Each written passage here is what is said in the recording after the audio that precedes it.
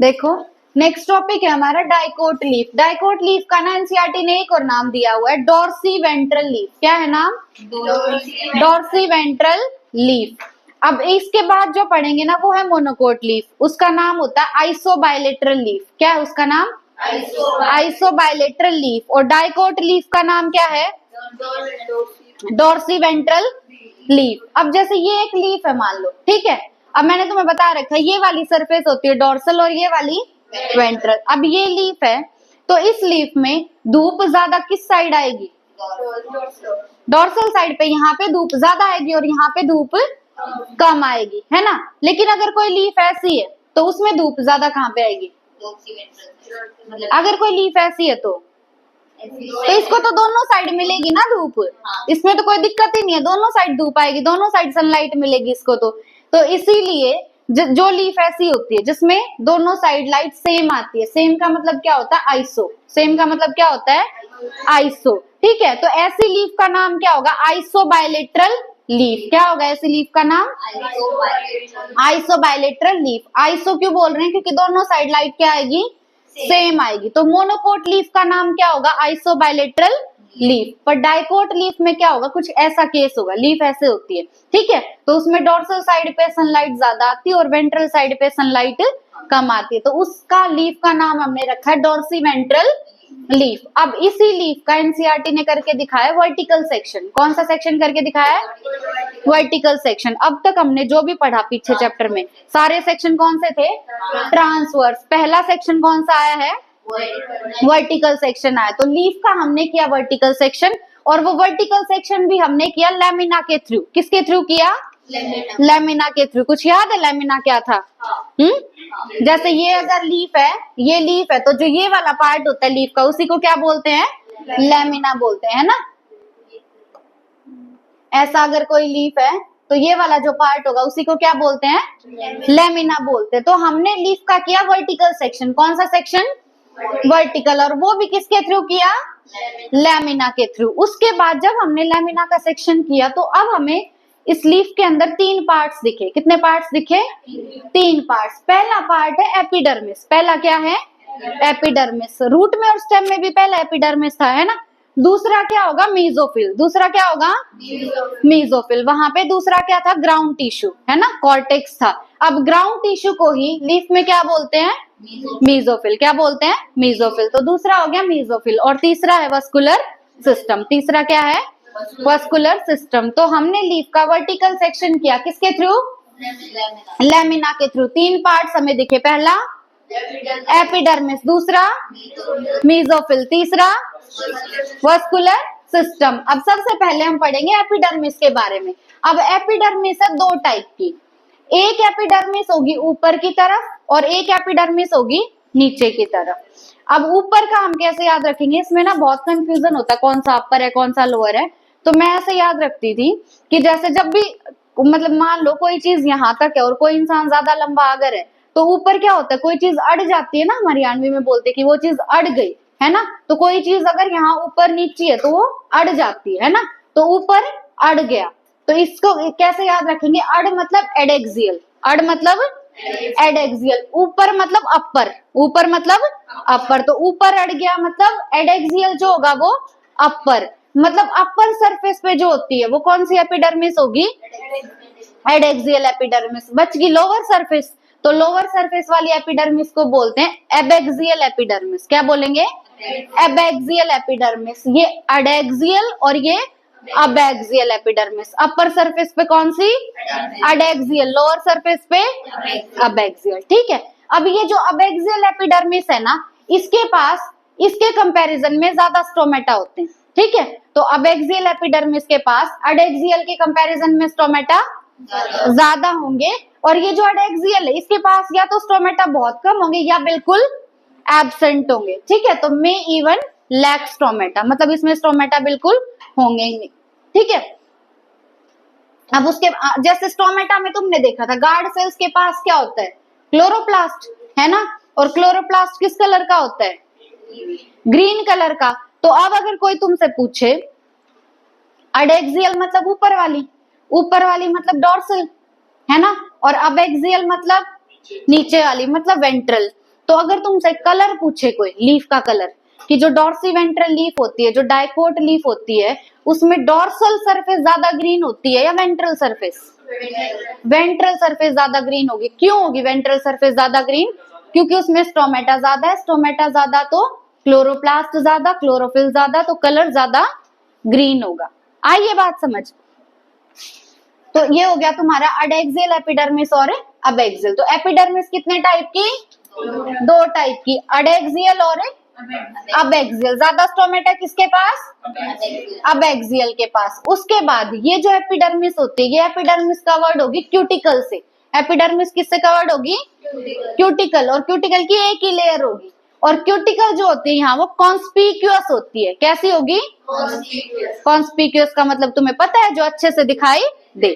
ठीक है। उसके बाद अब देखो, हमने देखा था ना लीफ के तीन पार्ट, पहला एपिडर्मिस, दूसरा मीजोफिल। एपिडर्मिस हमारा क्लियर हो गया। दूसरा पार्ट क्या है? मीजोफिल। तो मीजोफिल क्या है? देखो ये है तुम्हारी अपर एपिडर्मिस। अपर एपिडर्मिस का नाम कहाँ पहुंच गए? हाँ, अपर एपिडर्मिस का नाम क्या होगा? अडेक्सियल। और लोअर एपिडर्मिस का अबेक्सियल। तो अपर एपिडर्मिस और लोअर एपिडर्मिस, इनके बीच का जो पार्ट है उसको बोलेंगे मीजोफिल। उसको क्या बोलेंगे? मीजोफिल। ऐसा नहीं है कि तुम्हारा ये हो गया अडेक्सियल एपिडर्मिस, ये अबेक्सियल और फिर मीजोफिल, ऐसे नहीं आएगा। पहले अडेक्सियल एपिडर्मिस, फिर बीच में मीजोफिल और नीचे अबेक्सियल एपिडर्मिस। समझ गए इस बात को? ठीक है। तो मीजोफिल जो है वो ऐसा टिश्यू है जो प्रेजेंट होगा अपर एपिडर्मिस और लोअर एपिडर्मिस के बीच में। या लाइन ऐसे भी आ सकती है between adaxial epidermis and abaxial epidermis. चला ना गया हो बस।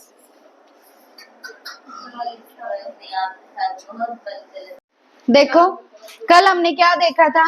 The vertical section of a dorsiventral leaf through the lamina shows three main parts. कि हमने लेमिना का कौन सा सेक्शन किया था? Vertical section. और उससे हमें उसके अंदर कितने पार्ट्स दिखे थे? तीन पार्ट्स दिखाई दिए थे, एपिडर्मिस, मीजोफिल और वस्कुलर सिस्टम। फिर एपिडर्मिस में हमने देखा था एक अपर एपिडर्मिस और एक लोअर एपिडर्मिस। अपर एपिडर्मिस का नाम क्या होता है?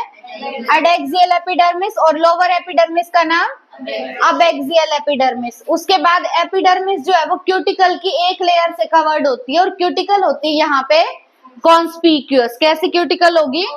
कॉन्स्पिक्यूअस। उसके बाद अडेक्सियल एपिडर्मिस में, सॉरी, अबेक्सियल एपिडर्मिस में ज्यादा स्टोमेटा होंगे as compared to adaxial. Adaxial में या तो स्टोमेटा बहुत कम होंगे या फिर होंगे ही नहीं। उसके बाद जो अपर एपिडर्मिस है, यानी जो अडेक्सियल है और जो अबेक्सियल है लोअर, उनके बीच का जो पार्ट है उसको क्या बोलते हैं? मीजोफिल। अब मीजोफिल के पास प्रेजेंट होते हैं क्लोरोप्लास्ट। मीजोफिल के पास क्या प्रेजेंट होंगे? क्लोरोप्लास्ट। अगर मीजोफिल के पास क्लोरोप्लास्ट है तो ऑब्वियस सी बात है वो कौन सी प्रोसेस कर सकता है? फोटोसिंथेसिस। तो मीजोफिल के पास है क्लोरोप्लास्ट, इसीलिए वो कर सकता है photosynthesis. Is made up of parenchyma. Mesophyll जो सेल होंगे यहाँ पे वो बने होते हैं पेरेन्काइमा से। किससे बने होंगे? पेरेन्काइमा से। मीजोफिल के पास है क्लोरोप्लास्ट, इसीलिए वो कर सकता है फोटोसिंथेसिस। और मीजोफिल किससे बना हुआ है? पेरेन्काइमा से। उसके बाद अब मीजोफिल के अंदर दो टाइप के सेल होते हैं। कितने टाइप के सेल होंगे? दो टाइप के सेल होते हैं। इन दो टाइप के सेल का नाम है पैलिसेड पेरेन्काइमा और स्पंजी पेरेन्काइमा। देखो मीजोफिल है, मीजोफिल के अंदर है सेल, और वो सेल बने हुए हैं किससे? पेरेन्काइमा से। किससे बने हुए हैं? पेरेन्काइमा से। अब ये सेल दो टाइप के, अब पेरेन्काइमा से बने हुए तो इनके नाम के पीछे पेरेन्काइमा लगाएंगे। तो ये जो सेल है ये दो टाइप के हैं, एक पैलिसेड पेरेन्काइमा और एक स्पंजी पेरेन्काइमा। कितने टाइप के ये सेल? दो टाइप के। पहला पैलिसेड पेरेन्काइमा और दूसरा स्पंजी पेरेन्काइमा। अब ये जो पैलिसेड पेरेन्काइमा है ना, ये एडेक्सियली प्रेजेंट होते हैं। कैसे प्रेजेंट होंगे? अडेक्सियली। अडेक्सियली मतलब अपर एपिडर्मिस की साइड होंगे या लोअर एपिडर्मिस की साइड? अपर एपिडर्मिस की साइड। मतलब पैलिसेड पेरेन्काइमा होते हैं अडेक्सियली प्लेस्ड, मतलब अपर एपिडर्मिस की साइड ये प्रेजेंट होंगे। और ये सेल्स जो होते हैं ये इलोंगेटेड होते हैं। जो पैलिसेड पेरेन्काइमा के सेल होंगे वो इलोंगेटेड होंगे, मतलब लंबे लंबे सेल होंगे। ठीक है। दूसरा, which are arranged vertically and parallel to each other. और वो वर्टिकली अरेंज होते हैं और एक दूसरे के पैरेलल होंगे। देखो कैसे होगा।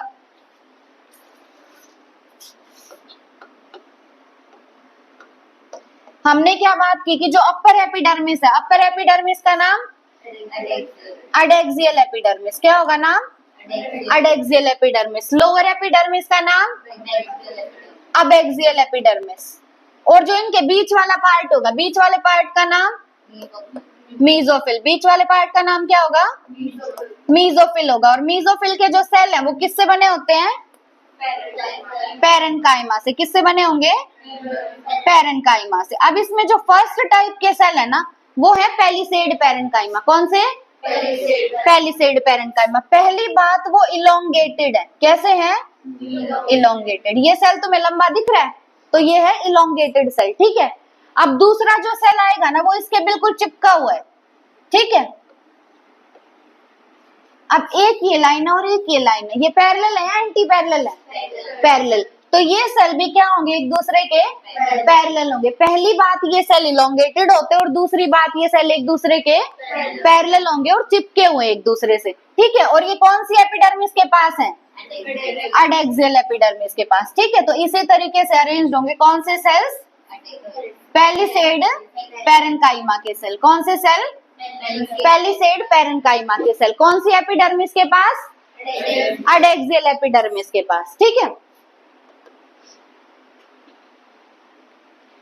वर्टिकली थे ना, वो वर्टिकली थे और एक दूसरे के पैरेलल थे। ये तो बात की हमने पैलिसेड पैरेन्काइमा की। अब इनके बीच में कोई भी स्पेस नहीं था। दूसरी बात आती है स्पंजी पैरेन्काइमा की। स्पंजी पैरेन्काइमा के जो सेल होते हैं वो या तो ओवल होंगे या राउंड होंगे। स्पंजी पैरेन्काइमा के सेल कैसे होंगे? या तो ओवल या राउंड। दूसरी बात, स्पंजी पैरेन्काइमा के सेल्स जो होंगे वो लूजली अरेंज्ड होते हैं। कैसे अरेंज्ड होंगे? लूजली अरेंज्ड होंगे। ठीक है। मतलब उनके बीच में स्पेस प्रेजेंट अच्छा होगा। लूजली अरेंज्ड है तो स्पेस प्रेजेंट उनके बीच में होगा। ठीक है। उसके बाद loosely arranged spongy parenchyma is situated below the palisade cell. Palisade cell में मैंने ड्रॉ किए थे ना, उनके नीचे कौन से सेल प्रेजेंट होंगे? Spongy cell. कौन से सेल? स्पंजी सेल, यानी स्पंजी पैरेन्काइमा। ठीक है। And extend to the lower epidermis. और वो जाते जाते कहां तक जाएंगे? लोअर एपिडर्मिस तक। लोअर एपिडर्मिस का नाम अबैक्सियल एपिडर्मिस। ठीक है। There are numerous large spaces and air cavities between these cells. अब ये जो स्पंजी सेल्स हैं, इनके बीच में बहुत ज्यादा स्पेस प्रेजेंट होगा, बहुत ज्यादा एयर कैविटीज प्रेजेंट होंगी। ठीक है। देखो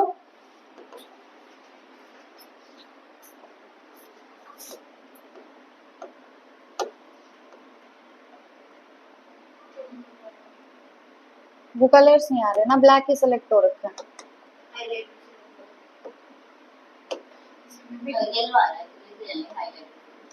देखो ऊपर वाली एपिडर्मिस का नाम बोलो अडेक्सियल। नीचे वाली एपिडर्मिस का नाम अबैक्सियल। यहाँ पे अडेक्सियल से लग के जो सेल प्रेजेंट है उनका नाम पैलिसेड पैरेन्काइमा। क्या होगा उनका नाम?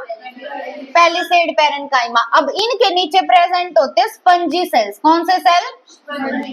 इनको हम बोलेंगे स्पंजी पैरेन्काइमा। क्या बोलेंगे इसको? ये पैलिसेड वालों के नीचे प्रेजेंट है और कहां तक जाएंगे नीचे? अबैक्सियल एपिडर्मिस तक। कहां तक जाएंगे?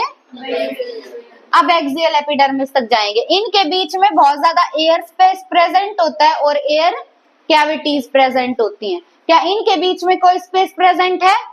नहीं है। ठीक है। ये शेप कैसी होगी इनकी? या तो ओवल या राउंड। ठीक है। और स्पेस इनमें प्रेजेंट होगा। तो मीजोफिल में हमने दो टाइप के सेल पढ़े, एक पैलिसेड पैरेन्काइमा और एक स्पंजी पैरेन्काइमा। इतना आया समझ? उसके बाद तीसरा जो पार्ट हमने देखा था वर्टिकल सेक्शन में, वो था वस्कुलर सिस्टम। तीसरा पार्ट क्या है? Vascular system. अब वस्कुलर सिस्टम के अंदर प्रेजेंट होंगे वस्कुलर बंडल। क्या प्रेजेंट होंगे? Vascular bundle which can be seen in the veins and midrib. अब लीफ में क्या होती है? वेन्स और मिडरिप प्रेजेंट होती है ना, वहां पे हमें दिखेंगे ये वस्कुलर बंडल्स। ठीक है। The size of the vascular bundles are dependent on the size of vein. जितनी बड़ी वेन उतना ही बड़ा साइज होगा वस्कुलर बंडल का भी। ठीक है। The veins very in thickness in reticulate venation of the dicot leaves. अब देखो हम कौन सी लीफ की बात कर रहे हैं, डाइकोट लीफ की बात कर रहे हैं ना हम। और डाइकोट लीफ में कौन सा वेनेशन होता है, रेटिकुलेट वेनेशन। कौन सा वेनेशन होता है, रेटिकुलेट वेनेशन। जैसे ये तुम्हारी लीफ है, इस लीफ में ये जो बीच वाला पार्ट होता है इसको क्या बोलते हैं, मिडरिप। क्या बोलते हैं इसको, मिडरिप बोलते हैं। तो इस मिडरिप के अंदर भी वस्कुलर बंडल होते हैं, और यहाँ पे जो ये प्रेजेंट होंगे इनको क्या बोलते हैं, वेन्स। इनको क्या बोलते हैं, वेन्स। वेन्स में भी वस्कुलर बंडल प्रेजेंट होंगे। अब कौन सी वेन कितनी बड़ी है उस पे डिपेंड करता है कि वस्कुलर बंडल का साइज क्या होगा। तो वस्कुलर बंडल का साइज किसके ऊपर डिपेंड करता है, वेन के साइज के ऊपर। जैसे ये जो वेन है इसमें वस्कुलर बंडल बड़ा होगा या इसमें, इसमें होगा ना बड़ा। तो जिस वेन का साइज जितना बड़ा उसमें वस्कुलर बंडल का साइज उतना ही बड़ा। तो लीफ में वस्कुलर बंडल दो जगह बताए गए, पहला वेन और दूसरा मिडरिप। वेन और मिडरिप, जितना बड़ा साइज वेन का उतना बड़ा साइज वस्कुलर बंडल का। वस्कुलर सिस्टम आया समझ, ठीक है। हाँ, और ये हम डाइकोट लीफ पढ़ रहे थे। डाइकोट लीफ में वेनेशन कौन सा होता है, रेटिकुलेट। रेटिकुलेट वेनेशन यहाँ पे है। तो क्या सारे वस्कुलर बंडल सेम साइज के होंगे, नहीं होंगे। सारे वस्कुलर बंडल सेम साइज के नहीं होंगे। तो अगर कोई पूछे कि डाइकोट लीफ में वस्कुलर बंडल सारे सेम साइज के क्यों नहीं होते, क्योंकि यहाँ पे वेन्स का साइज अलग अलग होता है। वेन्स एक नेटवर्क बनाती है, ठीक है।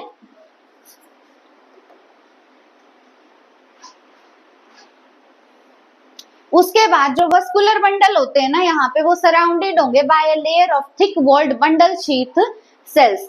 यहाँ पे जो वस्कुलर बंडल्स हैं वो सराउंडेड होंगे बंडल शीथ सेल से। किससे सराउंडेड होंगे, बंडल शीथ सेल से। और इन बंडल शीथ सेल की जो वॉल है वो कैसी है, थिक है। वॉल कैसी है उनकी, थिक है। उसके बाद, ठीक है, ये तो फिगर के बारे में बताया इन्होंने।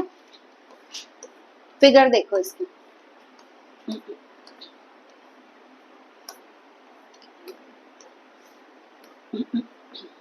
ये देखो, जो सबसे वाली ऊपर पिंक लेयर दिख रही है तुम्हें, पिंक लेयर का नाम क्या है, अडेक्सियल एपिडर्मिस। और वो कवर्ड है ऊपर ग्रीन लेयर से। ग्रीन लेयर का नाम क्या हो सकता है बताने, क्यूटिकल। क्या होगा इसका नाम, क्यूटिकल। तो ये अडेक्सियल एपिडर्मिस, अडेक्सियल एपिडर्मिस के ऊपर क्यूटिकल। अब अडेक्सियल एपिडर्मिस से लग के ही प्रेजेंट है पैलिसेड मेसोफिल बोलो या पैलिसेड पैरेन्काइमा बोलो, ठीक है। इनके बीच में स्पेस प्रेजेंट नहीं है, ठीक है। और इनकी शेप कैसी है, इलोंगेटेड है, ठीक है, वर्टिकली अरेंज्ड है और एक दूसरे के पैरेलल होंगे। अब इनके नीचे प्रेजेंट है स्पंजी मेसोफिल। कौन सा मेसोफिल, स्पंजी मेसोफिल बोलो या स्पंजी पैरेन्काइमा बोलो। इनकी शेप होगी ओवल या राउंड। इनके बीच में स्पेस और एयर कैविटीज प्रेजेंट होंगे, ठीक है। उसके बाद यहाँ पे बात की है वस्कुलर सिस्टम की। वस्कुलर सिस्टम में क्या होगा, वस्कुलर बंडल। और वस्कुलर बंडल में क्या होता है, जाइलम और फ्लोएम होता है। अब ये जो वस्कुलर बंडल है ये एक शीट से कवर्ड है। कौन सी शीट से कवर्ड है, बंडल शीट से। बंडल शीट सेल की जो वॉल होगी वो कैसी होगी, थिक होगी। कैसी होगी, थिक होगी, ठीक है। उसके बाद बात की है नीचे, नीचे वाली जो एपिडर्मिस है उसका नाम क्या होता है, अबैक्सियल एपिडर्मिस। कौन सी एपिडर्मिस, अबैक्सियल एपिडर्मिस। क्या ऊपर वाली लेयर में स्टोमेटा दिख रहे हैं, नहीं दिख रहे। ऊपर वाली लेयर में स्टोमेटा नहीं होते, यहाँ पे स्टोमेटा प्रेजेंट होंगे। जैसे ये जो कैविटी दिखाई है, इस कैविटी का नाम क्या है, स्टोमा। क्या है कैविटी का नाम, स्टोमा। और स्टोमा के ऊपर जो है उसको बोलेंगे सब स्टोमेटल कैविटी। क्या बोलते हैं, सब स्टोमेटल कैविटी, ठीक है। और यहाँ पे ये जो खाली स्पेस दिख रहा है ये क्या है, एयर कैविटी। डायग्राम आया समझ। ये कौन सी लीफ की बात की हमने, डाइकोट लीफ की। कल डाइकोट लीफ का एक नाम बताया था तुम्हें, डोर्सीवेंट्रल लीफ। और मोनोकोट लीफ का नाम क्या होगा, आइसोबाइलेटरल लीफ। ऐसी जो लीफ होती है वो होती है डाइकोट लीफ यानी डोर्सीवेंट्रल लीफ, और ऐसी जो लीफ होती है वो होती है आइसोबाइलेटरल लीफ या मोनोकोट लीफ। तो सेकंड लीफ की बात करेंगे, आइसोबाइलेटरल लीफ या मोनोकोट लीफ। सेकेंड टाइप की जो लीफ है हमारी वो है मोनोकोट लीफ। और मोनोकोट लीफ का एक और नाम बताया था आइसोबाइलेटरल लीफ। क्या होगा मोनोकोट लीफ का एक और नाम? आइसोबायलेटरल लीफ। इस तरीके से होती है ना, दोनों साइड सनलाइट इक्वली आएगी। आइसो का मतलब सेम है ना, तो दोनों साइड सनलाइट सेम आएगी, इसलिए नाम क्या है? आइसोबायलेटरल लीफ। अब जो एनाटॉमी होती है ना आइसोबायलेटरल लीफ की, वो लगभग डाइकोट लीफ जैसी ही है, डॉर्सीवेंट्रल लीफ जैसी ही है, लेकिन कुछ डिफरेंसेस हैं। बस डिफरेंसेस के बारे में एनसीईआरटी ने बताया है। देखो, जो हमने डाइकोट लीफ देखी थी वहां पे स्टोमेटा ज्यादा किस साइड थे? नीचे। अब एक्सियल में ज्यादा थे, पर मोनोकोट लीफ में, आइसोबायलेटरल लीफ में क्या होता है? दोनों साइड स्टोमेटा सेम होते। ठीक है, यहाँ क्या होगा? दोनों साइड स्टोमेटा सेम होंगे। अडेक्सियल एपिडर्मिस में भी और अबेक्सियल में भी स्टोमेटा क्या होंगे? सेम। ठीक है, तो यही बोला गया है कि stomata are present on both the surfaces of the epidermis. अब वहां पे मीजोफिल में हमने देखा था, एक थे पैलिसेड पैरेन्काइमा और एक था स्पंजी पैरेन्काइमा। यहाँ मीजोफिल में ऐसा कुछ नहीं होता कि ये पैलिसेड पैरेन्काइमा है और ये स्पंजी पैरेन्काइमा है। दोनों डिफरेंसेस पता चले। पहला, दोनों सरफेस पे स्टोमेटा प्रेजेंट होगा, अडेक्सियल पे भी और अबेक्सियल पे भी। दूसरा, यहाँ पे ऐसा कुछ नहीं है कि ये पैलिसेड पैरेन्काइमा है और ये स्पंजी पैरेन्काइमा है, मतलब मीजोफिल उनमें डिफरेंशिएटेड नहीं है। तीसरा क्या है? ग्रासेस की बात की हुई है। ग्रास, ग्रास किसका एग्जाम्पल है? मोनोकोट का। किसका एग्जाम्पल है? ग्रास, मोनोकोट का। और मोनोकोट लीफ ही पढ़ रहे हैं, मतलब ग्रासेस की जो लीफ है वो मोनोकोट लीफ है। तो ग्रासेस के अंदर क्या होता है कि जो वेन्स प्रेजेंट होंगी ना लीफ के ऊपर, उन वेन्स के अलोंग कुछ अडेक्सियल एपिडर्मिस के सेल्स अपने आप को मॉडिफाई कर लेते हैं और मॉडिफाई करके बना देते हैं बुलिफॉर्म सेल्स। कौन से सेल्स? Bulliform sales. क्या बोला गया है? एग्जाम्पल किसका लिया गया है? ग्रास का। किसका एग्जाम्पल लिया गया है? ग्रास का। ग्रास मोनोकोट या डाइकोट? मोनोकोट। अब हमें ग्रास की देखनी है लीफ। क्या देखनी है? लीफ। लीफ ही पढ़ रहे हैं। अब लीफ में क्या होगा? Along when. किसकी बात कर रहे हैं? Along when. वेन के साथ साथ क्या प्रेजेंट होंगे? जो कुछ अडेक्सियल एपिडर्मिस के सेल होंगे। कौन से सेल? अडेक्सियल एपिडर्मिस के जो कुछ सेल होंगे वो अपने आप को मॉडिफाई कर लेंगे और मॉडिफाई करके ये सेल बना देंगे बुलिफॉर्म सेल। कौन से सेल बना देंगे? Bulliform cell.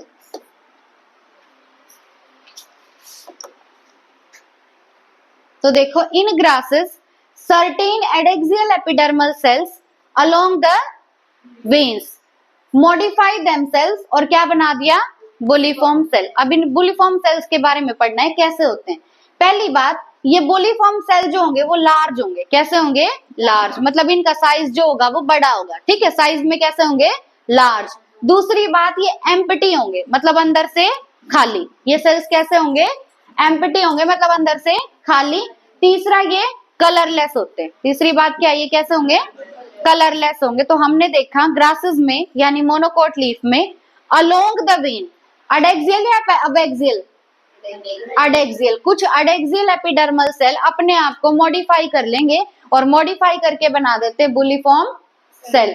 बुलिफॉर्म सेल जो है, पहली बात लार्ज होंगे, दूसरी बात एम्प्टी, तीसरी बात कलरलेस। कलरलेस वाला क्वेश्चन आया हुआ। ठीक है, उसके बाद इनका काम क्या है? देखो, जैसे अगर इन बुलिफॉर्म सेल्स में पानी स्टोर हो गया, ठीक है, पानी स्टोर हो गया तो सेल क्या कर जाता है? फूल जाता है। अब सेल अगर फूल गए तो उससे क्या होगा? लीफ बिल्कुल सीधी नहीं हो जाएगी, है ना। अगर अंदर सेल्स में पानी भरा हुआ तो लीफ क्या हो जाएगी? बिल्कुल सीधी हो जाएगी, है ना, मतलब एक्सपोज हो जाएगी लीफ। अगर इन बुलिफॉर्म सेल्स में से पानी निकल गया तो अब लीफ क्या हो जाएगी? कर्ल हो जाएगी। अब क्या लीफ हो जाएगी? कर्ल। ठीक है, तो इनका काम क्या है? अगर वाटर स्ट्रेस आया हुआ है, वाटर स्ट्रेस आया हुआ है तो लीफ क्या हो जाएगी? कर्ल। और अगर पानी काफी है तो क्या हो जाएगी? लीफ एक्सपोज हो जाएगी। क्या हो जाएगी? एक्सपोज। तो यही बताया हुआ, देखो, when the bulliform cells in the leaves have absorbed water, bulliform cell अंदर से क्या है? खाली, एम्प्टी है, तो ये क्या अब्सॉर्ब कर सकता है? वाटर अब्सॉर्ब कर सकता है। और वाटर अब्सॉर्ब करके ये टर्जिड हो जाता है। टर्जिड का मतलब क्या है? फूल जाता है, बिल्कुल। ठीक है, वाटर अब्सॉर्ब किया और कैसा हो गया? अब टर्जिड हो गया। टर्जिड हो गया तो अब लीफ सरफेस एक्सपोज हो जाएगी, मतलब बिल्कुल यूं हो जाएगी लीफ सरफेस। ठीक है, लीफ सरफेस क्या हो जाएगी? एक्सपोज हो जाएगी। When they are flaccid, flaccid का मतलब होता है खाली, फ्लैसिड का मतलब क्या होता है खाली, और टर्जिड मतलब भरा हुआ। ठीक है, टर्जिड मतलब भरा हुआ, फ्लैसिड मतलब खाली। तो जब ये बुलिफॉर्म सेल फ्लैसिड होंगे, किसकी वजह से? वाटर स्ट्रेस की वजह से। किसकी वजह से? वाटर स्ट्रेस, मतलब पानी कम है, तो लीफ जो है वो अपने आप को कर्ल कर लेगी। लीफ अपने आप को क्या कर लेगी? कर्ल कर लेगी, ताकि कम से कम वाटर लॉस हो। ठीक है, समझ गए इस बात को?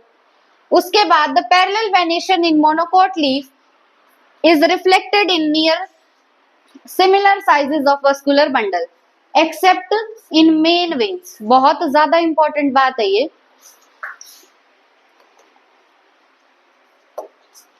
पहले बुलिफॉर्म सेल्स का काम देख लो। बुलिफॉर्म सेल के 3 फीचर क्या बताए?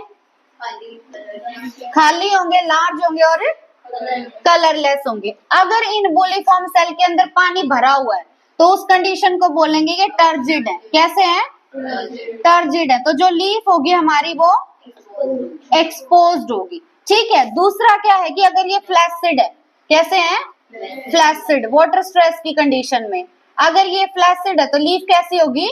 कर्ल, ताकि पानी के लॉस को बचा सके, मिनिमाइज कर सके। इतना है समझ? उसके बाद अब दूसरी इंपॉर्टेंट बात समझो। हमने बात की थी डाइकोट लीफ की। डाइकोट लीफ में वस्कुलर सिस्टम में हमने देखे थे वस्कुलर बंडल। सारे वस्कुलर बंडल का साइज सेम था या अलग अलग था? अलग अलग था।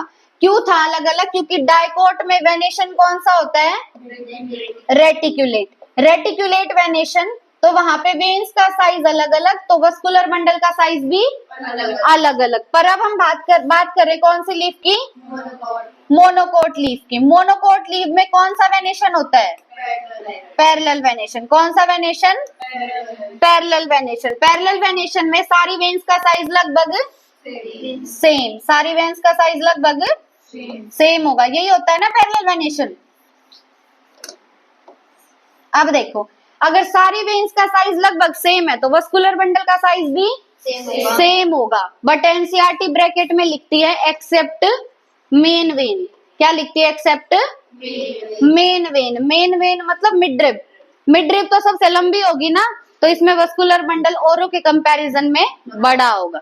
ठीक है, तो मोनोकोट में सारे वस्कुलर बंडल सेम साइज के एक्सेप्ट मेन वेन, और रेटिकुलेट वेनेशन डाइकोट लीफ में वस्कुलर बंडल का साइज अलग अलग होगा। आइए बात समझ, बहुत ज्यादा इंपॉर्टेंट है, बस एक बार डायग्राम देख लो। अब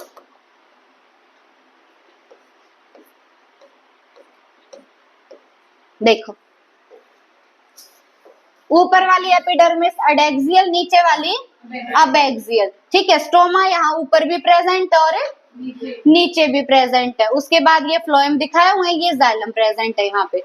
अब मीजोफिल जो है यहाँ पे पेलिसैड और स्पंजी जैसा कुछ नहीं है। ठीक है, मतलब मीजोफिल यहाँ डिफरेंशिएटेड नहीं है। ठीक है, ये सब स्टोमेटल कैविटी होगी। तो ये जो लीफ दिखाई हुई है, अगर दो तुम्हें डायग्राम दे दिए जाए और बोला जाए कैसे पहचानोगे कौन सी डाइकोट है मोनोकोट? पेलिसैड और स्पंजी पैरेन्काइमा से पहचानोगे। ठीक है, अगर पेलिसैड और स्पंजी पैरेन्काइमा प्रेजेंट है तो डाइकोट लीफ, और ऐसा कुछ प्रेजेंट नहीं है तो मोनोकोट लीफ। मोनोकोट लीफ की जगह ग्रास भी लिख सकता है। क्यों? क्योंकि ग्रास किसका एग्जाम्पल है? मोनोकोट का। देखो, नेक्स्ट टॉपिक है हमारा सेकेंडरी ग्रोथ। तो इसमें कहा है कि the growth of the roots and stems in length with the help of apical meristem is called the primary growth. Primary growth हमने देखा था एपिकल मेरिस्टेम की हेल्प से होता है ना। एपिकल मेरिस्टेम में क्या था? शूट एपिकल मेरिस्टेम और root apical meristem. Shoot apical meristem कराता है शूट की ग्रोथ और रूट एपिकल मेरिस्टेम कराता है रूट की ग्रोथ। पर वो करा रहे थे प्राइमरी ग्रोथ, और प्राइमरी ग्रोथ का मतलब मैंने तुम्हें बताया हुआ है लेंथ वाइज ग्रोथ, है ना। प्राइमरी ग्रोथ का मतलब क्या है? Length wise growth. तो रूट और स्टेम के अंदर जो apical meristem length wise growth कराते हैं वो तो कौन सी ग्रोथ होती है? प्राइमरी ग्रोथ होती है। Apart from primary growth most dicot plants exhibit an increase in girth. अब मोस्टली जो डाइकोट प्लांट्स होते हैं उन डाइकोट प्लांट्स के अंदर प्राइमरी ग्रोथ तो होगी। प्राइमरी ग्रोथ मतलब लेंथ वाइज ग्रोथ, वो तो होगी, लेकिन उसके साथ साथ उनके गर्थ में भी इंक्रीज होता है। गर्थ मतलब विड्थ। गर्थ का मतलब क्या होता है? विड्थ। और जब विड्थ इंक्रीज होती है तो उस ग्रोथ को हम क्या बोलते हैं? Secondary growth. तो बात हुई है यहाँ पे डाइकोट प्लांट्स की। कौन से प्लांट्स की? डाइकोट की, क्योंकि मोनोकोट में मैंने तुम्हें बताया था सेकेंडरी ग्रोथ होती नहीं है। ठीक है, तो मोनोकोट में सेकेंडरी ग्रोथ नहीं होती। तो डाइकोट्स की बात की है। डाइकोट्स में प्राइमरी ग्रोथ के साथ साथ गर्थ भी इंक्रीज होगा। गर्थ मतलब वेट भी इंक्रीज होगी, उसी को बोलेंगे। ये जो गर्थ में इंक्रीज हो रही है इसी ग्रोथ को क्या बोलते हैं? Secondary growth. अब सेकेंडरी ग्रोथ में कौन कौन से टिश्यू इन्वॉल्व होते हैं? बहुत इंपॉर्टेंट है, ध्यान से सुनना। सेकेंडरी ग्रोथ में इन्वॉल्व होता है, पहली बात है लेटरल मेरिस्टम। कौन सा मेरिस्टम? Lateral meristem. अब लेटरल मेरिस्टम में दो चीजें आती हैं, एक वस्कुलर कैम्बियम और एक कोर कैम्बियम। क्या क्या आएगा? वस्कुलर कैम्बियम और कोर कैम्बियम। तो सेकेंडरी जो ग्रोथ है, सेकेंडरी ग्रोथ होती है लेटरल मेरिस्टम की हेल्प से। लेटरल मेरिस्टम में दो चीजें, पहला वस्कुलर कैम्बियम, पहला क्या आएगा? वस्कुलर कैम्बियम, और दूसरा क्या है? Core cambium. वस्कुलर कैम्बियम में क्या होता है? इंटरफेसिकुलर कैम्बियम और इंट्राफेसिकुलर कैम्बियम। इनमें से प्राइमरी इन ओरिजिन कौन सी है? इंट्रा। प्राइमरी इन ओरिजिन कौन सी है? इंट्रा। मतलब इंट्रा प्लांट में पहले से ही प्रेजेंट होगी, पर इंटर प्लांट में पहले से प्रेजेंट नहीं होगी, वो लेट स्टेज में आती है प्लांट में, है ना। तो हम कौन सी ग्रोथ पढ़ रहे हैं? अब लेंथ वाइज ग्रोथ तो क्या होती है? Primary growth. पर गर्थ वाइज जो इंक्रीज होगा प्लांट में वो कौन सी? Secondary growth. वो कौन सी ग्रोथ होगी? Secondary growth. मोनोकोट्स में होती है सेकेंडरी ग्रोथ? हाँ, नहीं होती। सेकेंडरी ग्रोथ किस में होती है? डाइकोट्स में होती है। और सेकेंडरी ग्रोथ होती है लेटरल मेरिस्टेम की वजह से। किसकी वजह से होती है? लेटरल का मतलब ही क्या होता है? साइड में, है ना। तो जो साइड वाली ग्रोथ होगी वो किसकी वजह से होगी? लेटरल मेरिस्टेम की वजह से। अब लेटरल मेरिस्टेम में तुम्हारे पास दो चीजें आ गई, पहला वस्कुलर कैम्बियम और दूसरा कोर कैम्बियम।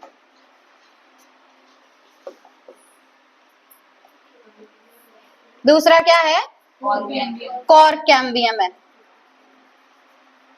अब वस्कुलर कैम्बियम के भी दो पार्ट, एक इंट्राफेसिकुलर कैम्बियम और एक इंटरफेसिकुलर कैम्बियम। जो इंट्रा है ये प्राइमरी इन ओरिजिन है, पर काम इसका सेकेंडरी है। मतलब ग्रोथ सेकेंडरी कराएगा, पर ओरिजिन क्या है इसका? प्राइमरी। मतलब ये प्लांट में पहले से ही प्रेजेंट होगा। पर जो इंटरफेसिकुलर कैम्बियम है वो प्लांट में पहले से प्रेजेंट नहीं होगा, वो बनेगा सेकेंडरी ग्रोथ के दौरान। ठीक है, तो सेकेंडरी ग्रोथ में, ठीक है, इंट्राफेसिकुलर कैम्बियम पहले से ही है, पर अब बनेगा इंटरफेसिकुलर कैम्बियम और कोर कैम्बियम, और वो कराएंगे प्लांट की सेकेंडरी ग्रोथ। ठीक है, ध्यान से समझ लेना भाई इसको। अब सबसे पहले हमने क्या देखा? अभी लेटरल मेरिस्टेम में वस्कुलर कैम्बियम और कोर कैम्बियम है ना, तो पहले वस्कुलर कैम्बियम खत्म करेंगे, फिर आएगा कोर कैम्बियम। अब जब मैंने तुम्हें वस्कुलर बंडल पढ़ाया था, वस्कुलर बंडल में मैंने तुम्हें बताया था conjoint vascular bundle. Conjoint vascular bundle में डाइकोट स्टेम में कैम्बियम प्रेजेंट थी या नहीं?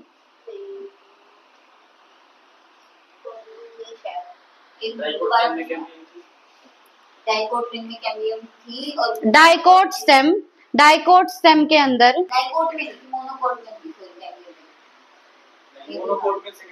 मोनोकोट में सेकेंडरी ग्रोथ किसी में भी नहीं होती, रूट स्टेम लीफ।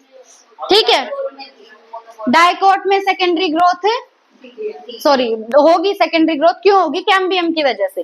ठीक है, वस्कुलर बंडल था ना कॉन्जॉइंट, बीच में कैम्बियम प्रेजेंट थी। वो जो कैम्बियम थी वो कौन सी थी? इंट्रा या इंटर?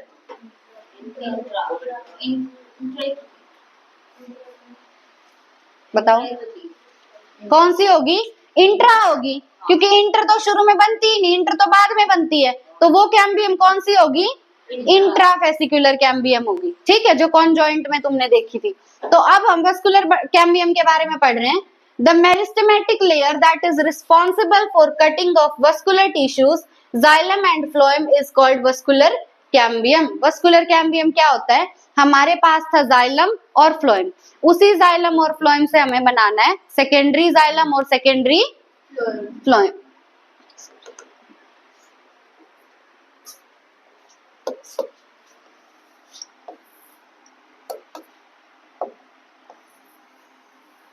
कुछ ऐसा था ना तुम्हारा conjoint vascular bundle. Conjoint vascular bundle में यहाँ पे ये क्या थी, कैम्बियम। क्या थी, कैम्बियम। बाहर की साइड फ्लोएम, अंदर की साइड जाइलम। अब इस फ्लोएम के अंदर यहां से ये जो कैम्बियम है ये डिवाइड कर करके इस फ्लोएम से ही बना देगी सेकेंडरी फ्लोएम। क्या बना देगी, सेकेंडरी फ्लोएम। और यहाँ नीचे की साइड क्या बन जाएगा, सेकेंडरी जाइलम। ठीक है, तो कैम्बियम जो है वही क्या बनाएगी अब, सेकेंडरी फ्लोएम और सेकेंडरी जाइलम। वही क्या है, सेकेंडरी ग्रोथ है। ठीक है, तो उसी को हम क्या बोल रहे हैं, वस्कुलर कैम्बियम। के वस्कुलर कैम्बियम कौन सी है, इंटर या इंट्रा, इंट्रा, क्योंकि ये पहले से ही प्रेजेंट है। Primary in origin but secondary in function, है ना, रोल।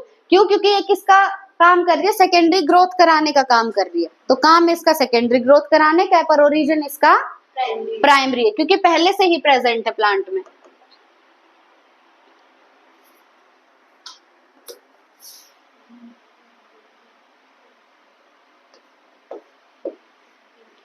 तो देखो ये लाइन आई समझ, कि जो वस्कुलर टिश्यूज हैं उन्हीं को काट काट के क्या बनाया जाएगा, जाइलम और फ्लोएम बनाया जाएगा। अब इसीलिए इसका नाम क्या है, vascular cambium. In the young stem it is present in patches as a single layer between the xylem and phloem.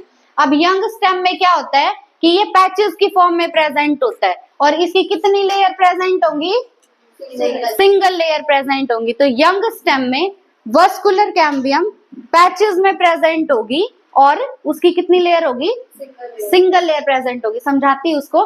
बाद में क्या बनेगी, एक कंप्लीट रिंग बनेगी। बाद में क्या बनेगी, कंप्लीट रिंग।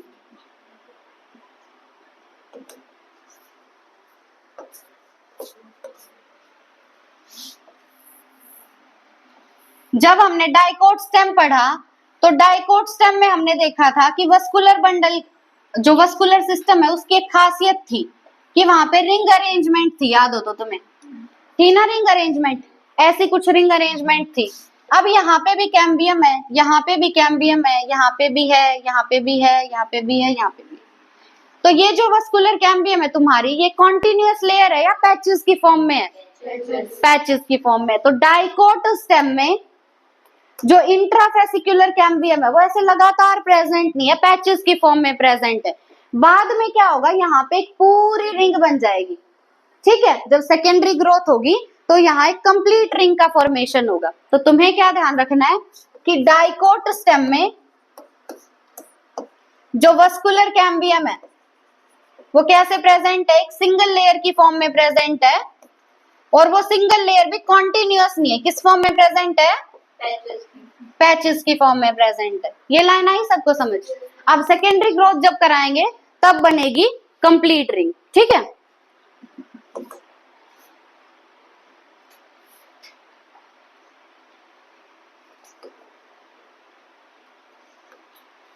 अब देखो, अब हमें देखना है कैम्बियल रिंग कैसे बनेगी। जो रिंग बताया ना वो बनती कैसे, वो देखना है। तो देखो डाइकोट स्टेम की बात हो रही है। The cells of cambium present between primary xylem and primary phloem is intrafascicular cambium। जो इतनी देर से बता रही हूँ कि जाइलम और फ्लोएम के बीच में शुरू से जो कैम्बियम प्रेजेंट थी वो कौन सी कैम्बियम थी, intrafascicular cambium. The cells of medullary rays adjoining these intrafascicular cambium become meristematic and form the interfascicular cambium.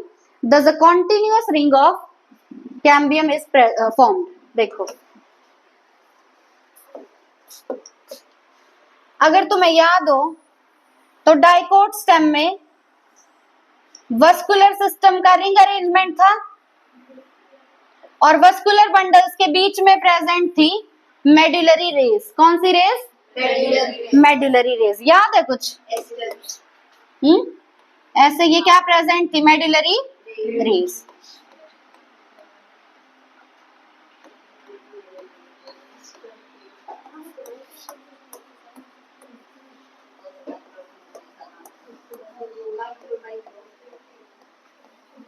देखो ये जो मैंने येलो कलर से बनाई है ना, ये है मेडुलरी रेस। हम डाइकोट स्टेम की बात कर रहे हैं।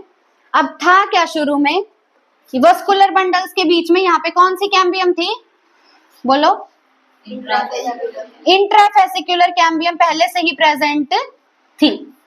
ठीक है, अब इस टॉपिक को बिल्कुल ध्यान से समझना।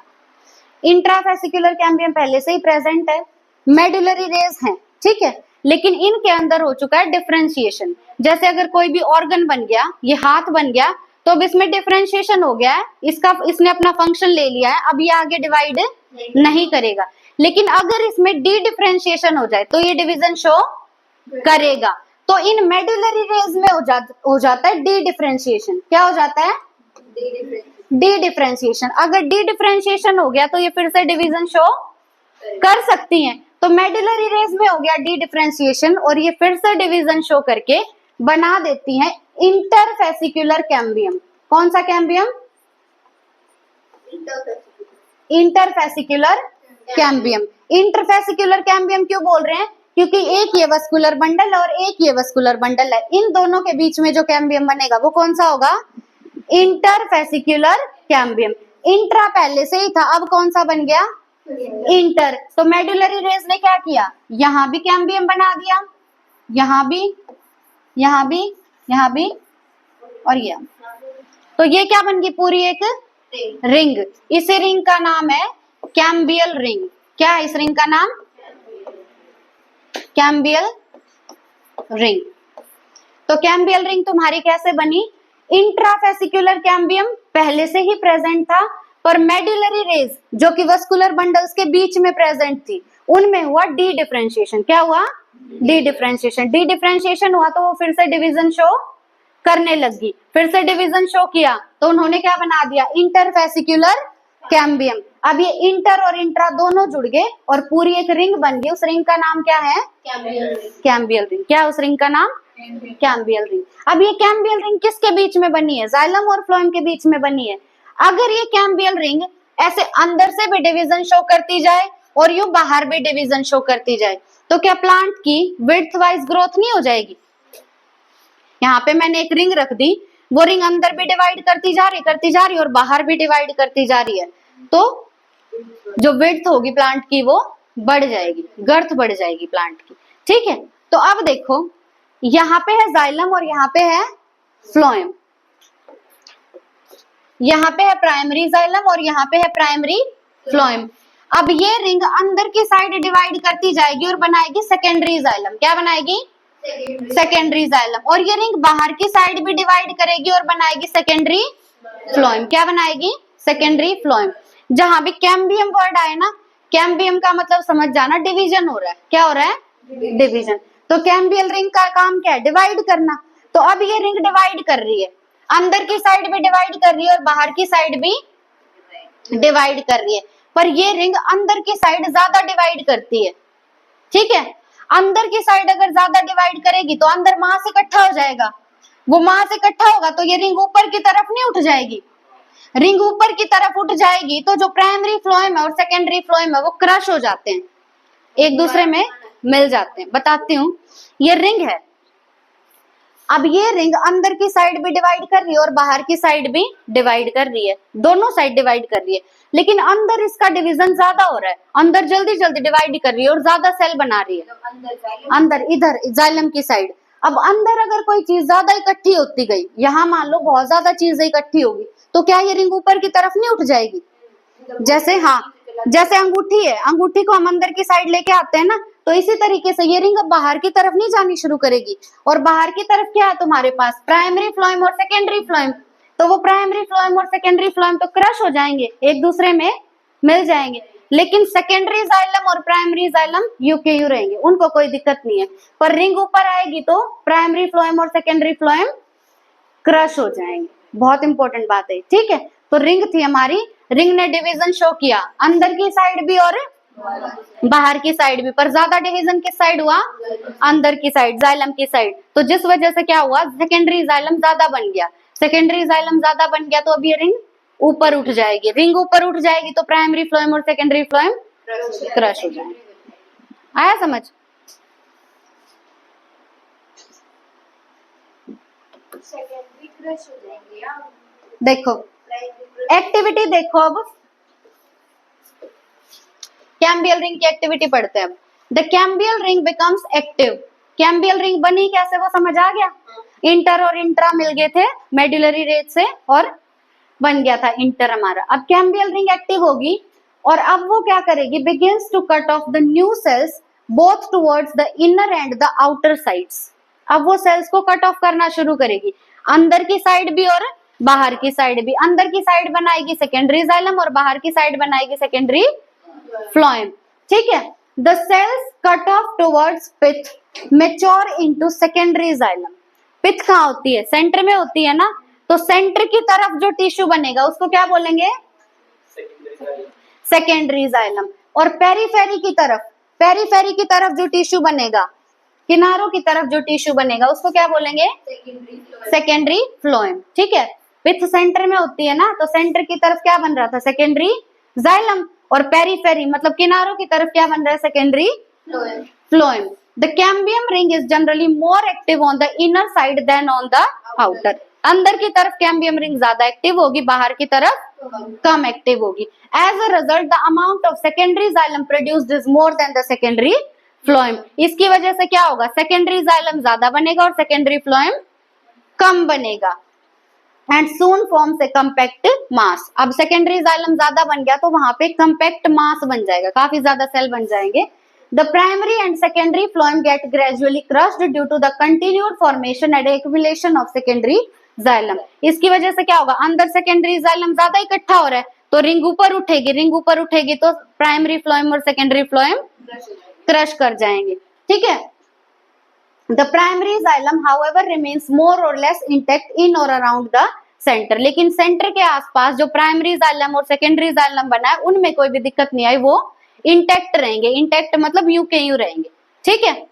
उसके बाद at some places the cambium forms a narrow band of parenchyma which passes through the secondary xylem and the secondary phloem in the radial directions. These are secondary medullary rays. देखो